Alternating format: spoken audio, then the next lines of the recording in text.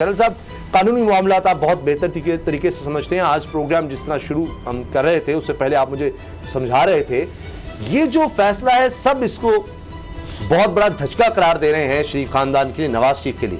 लेकिन आपने एक और कानूनी पहलू भी मुझे बताया है, वो दूसरा रुख है इसका। देखिए उसामा साहब इतने माशाल्लाह तजर्बेकार खिलाड़ी हैं और कोई ना कोई उसमें से रिलीफ भी वो निकाल लेते हैं। अब ये जो जितनी भी ये मूव हुई है, ये मुझे बताएं कि ये अपीलों में कौन गया था? नवाज शरीफ साहब, मरियम साहिबा और कैप्टन सफदर साहब गए थे। किस लिए अपीलें? किसके खिलाफ? जो उनको साहब अदालत से सजाएं हुई हैं। और ये अपीलें कब दायर की गई? जब नवाज शरीफ साहब पाकिस्तान में थे।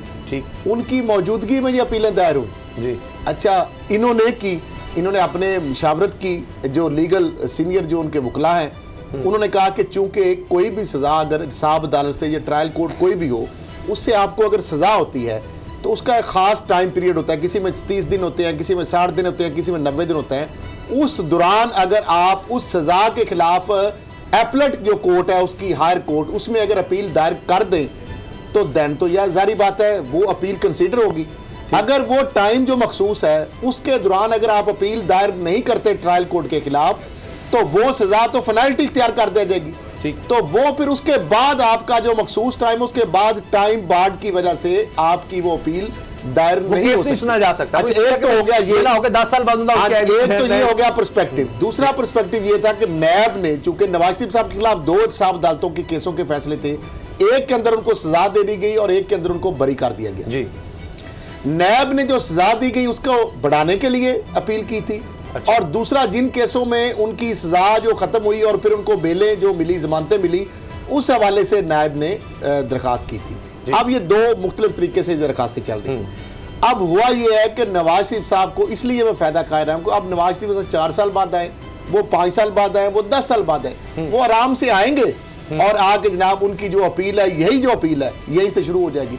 वो टाइम बार्ड वाला जो फैक्टर है ना, जो कि उनको पता था कि ये हो सकता है, लिहाजा इसलिए उन्होंने गेम टाइम पे डाल दी है।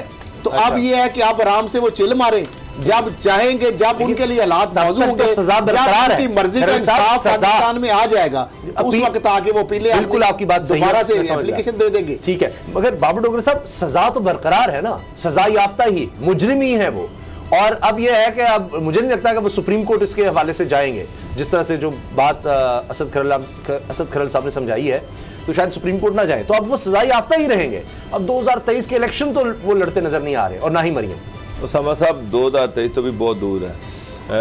अभी तो वो फिलहाल इंतज़ार कर रहे हैं कि माजी में जब भी कोई बेहतरीन मौका होगा, जब वो समझेंगे कि अब मैं अपील दायर करता हूँ तो अब मुझे रिलीफ मिल सकता है कोर्ट से, तो वो उस वक्त का इंतजार कर रहे हैं कि वो मरियम ने कहा तो शाम को आ जाएंगे नवाज शरीफ। नहीं, मरियम साहब जिस तरह डॉक्टर, वो कहते हैं ना, डॉक्टर जब चाहेंगे, ये डॉक्टर के मशवरे से, ये डॉक्टर के कहने पे पाकिस्तान आएंगे। इस तरह सियासी और लीगल डॉक्टर जो है, उनका जो कानूनी माहिर है ना डॉक्टर, वो उनको मशवरा देगा कि अब हालात मौजूद हैं, लिहाजा अब आप आ जाए, शायद हमें कोई रिलीफ का कोई मौका। लेकिन खरल साहब, तो इस समय नैब जो है, इसके जो प्रोसिक्यूटर्स हैं, उन्होंने जो नालायकी दिखाई है, मैं उस पर हैरान रह गया हूँ। सबसे पहले तारड़ साहब जो थे वो इसमें कोर्ट की मामनत कर रहे थे। तारड़ साहब जो हैं वो कोर्ट के वो नवाज शरीफ के वकील भी हैं।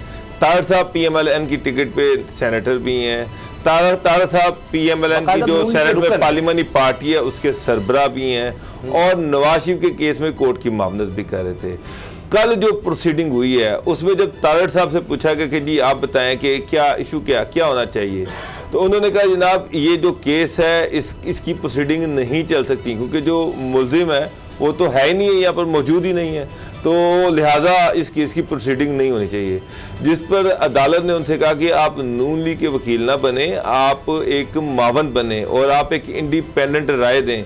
लेकिन उन्होंने इंडिपेंडेंट राय में भी यही कहा कि जी ये जो केस जब मुद्दई नहीं है तो ये इस केस की प्रोसीडिंग नहीं हो सकती। मुल्जिम की मैं बात कर रहा हूँ, पिटिशनर जो है। अब नैब का जो पॉइंट ऑफ व्यू था वो ये था कि जनाब जब ये पिटिशन दायर हुई थी, जब ये अपील दायर हुई थी तो मुल्जिम यहीं पर था, यहाँ पर उसने पटिशन दायर की, उसकी मौजूदगी में हुई, उसके सिग्नेचर से हुई, वो यहाँ पर 2-4 उसने जो है पेशियाँ अटेंड की, उसके बाद वो मफरूर हो गया। और बेतहाशा कोर्ट्स के फैसले हैं कि जब मुल्जिम मफरूर हो जाए तो उसके जो वकला हैं वो उस अपील पे अपने दलाइल दे सकते हैं और उस पर फैसला भी आ सकता है। लेकिन प्रोसिक्यूटर साहब को जो मावन बनाए गए थे उनकी मावनत पे इतराज लगाना चाहिए था, ऑब्जेक्शन लगाना चाहिए था कि ये जनाब के जज साहब, ये जो बंदा है ये तो नून लीग का है, ये तो पार्टी ज्वाइन कर चुका है, जो पार्टी ज्वाइन की है तो उसकी वजह से इसको सेनेट का टिकट मिला है, सेनेट का टिकट मिला है तो सेनेटर बनने के बाद ये वहाँ पार्लियामानी पार्टी का हेड है नून लीग का। ये किस तरह से नवाज शरीफ के केस में अदालत की मामलत कर सकता है? तो ये वो, और सेकेंडरी नून लीग के सारे केसेस वो देख रहा है और अदालत की मामलत में वो ये बात कर रहा है कि जनाब के मियाँ साहब का केस जो है वो आगे नहीं चलना चाहिए, ये जो अपीलें खारिज होनी चाहिए।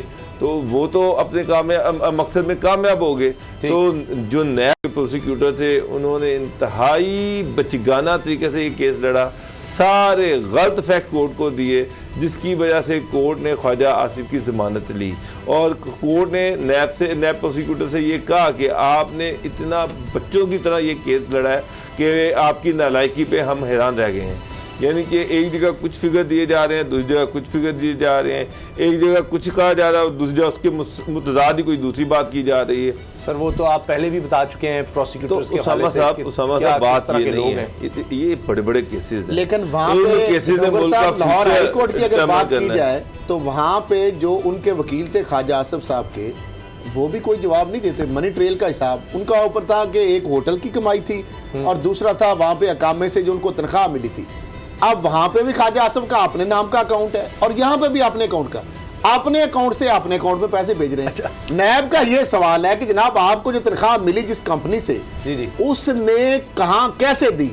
क्रॉस चेक के जरिए दी, अकाउंट के अंदर, उस अकाउंट में जो आपके अकाउंट में जो दुबई में पैसे आए वो कहाँ से आए? उसका कोई जवाब ना नैब में देने के लिए तैयार है। जो होटल के आपके पैसे हैं वो कैसे आए? मैंने ये कई दफा अकाउंट्स की बात की है ना, समझ रहे हैं। इसमें हाई कोर्ट्स या सुप्रीम कोर्ट्स में जितने भी मुल्ज़मान को रिलीफ मिला है, नैब का लॉ नैब कोर्ट्स की हद तक तो ठीक है, लेकिन जब हाई कोर्ट्स में चीज़ें जाती हैं तो वो फिर नैब से ये पूछते हैं कि आपने क्या इन्वेस्टिगेशन की। ये तो कुछ भी नहीं, ये तो सीधी सीधी चीज़ें हैं जो उन्होंने नैब का कानून ये है ना कि अनएक्सप्लेन्ड जो वेल्थ है, जो अनएक्सप्लेन्ड वेल्थ है, क्योंकि बार बार हाई कोर्ट ये सवाल करती थी कि क्या ये केस अकामे का है? नैब कहता था नहीं वो FIA कर रही है। नैब ये कहता था कि आमदन से ज्यादा एहसासों का केस है। अब हमारा काम है कि डिफरेंशियल जो अमाउंट है, जो उनकी आमदन और जो उनके असास है, इसके अंदर जो वेरिएशन है, जो डिफरेंस है, वो मुल्ज़म के ऊपर burden of proof as per national accountability ordinance जो है 1999, वो मुल्ज़म ने साबित करना है। ये मुल्ज़िम नहीं बताता, अगर मुल्ज़िम नहीं बताता तो नैब के इन्वेस्टिगेटर क्या कर रहे हैं? आप क्या समझते हैं कि मुल्ज़िम इतना कोऑपरेटिव है कि वो आपको सारी चीजें ये रख के बता देगा, ये नैब का कानून कहता है कि ये सारा कुछ आपके पास नो सेंस नहीं बताएगा, प्रूफ करनी है। अब कानून नैब का या तो बदल दे, जब तक आज सर बात ये नहीं है खैर साहब, मैंने एप्लीकेशन दी एक बंदे के बारे में नैब को, नैब तो पहले उस एप्लीकेशन को वेरीफाई करे, उसके बाद उसमें से उसकी इन्वेस्टिगेशन करे। अब मुल्ज़िम तो कभी भी नहीं मानता, मुल्ज़िम तो कभी भी नहीं किया। इसलिए नैब का कानून बनाया गया कि व्हाइट कलर क्राइम है, मुल्ज़िम नहीं मानेगा तो लादा मुल्ज़िम की बात कर लेते हैं। नैब ने 2 जवाब जमा करवाया ख्वाजा आसिफ के केस में।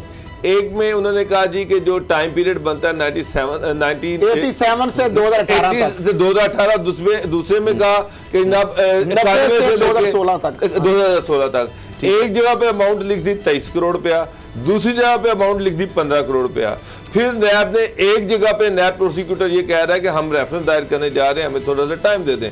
वही नैब प्रोसिक्यूटर अब ये कह रहा है कि जनाब हम ये तहकीकात हो रही हैं, अभी क्योंकि ये तहकीकात हो रही है, इन्वेस्टिगेशन के प्रोसेस में है, लिहाजा इसको बेल नहीं मिलनी चाहिए।